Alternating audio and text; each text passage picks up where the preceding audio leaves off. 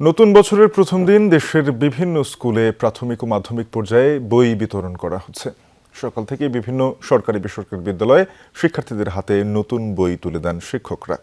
বছরের প্রথম দিনে নতুন বই পেয়ে উচ্ছ্বসিত ছাত্রছাত্রীরা। বিতরণকৃত বইয়ের কাগজ, ছাপা, রং ও নকশার প্রশংসা করেছেন সবাই।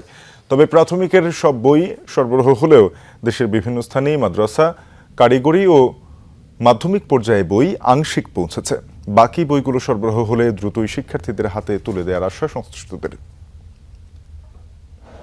নতুন বই পেয়ে খুব আনন্দ লাগছে, খুব ভালো লাগছে। নতুন বছরের শুরু নতুন বই দিয়ে শুরু থেকে পড়ালেখা। পৃষ্ঠা কালার সব মিলে এবারের বছরের বইগুলো অনেক সুন্দর। এখনো কোনো মিস্টেক নাই। নতুন বই পেয়েছি, বইগুলো দেখলাম, বইগুলো খুব ভালো, পড়ালেখা খুব ভালো হবে বলে মনে করি।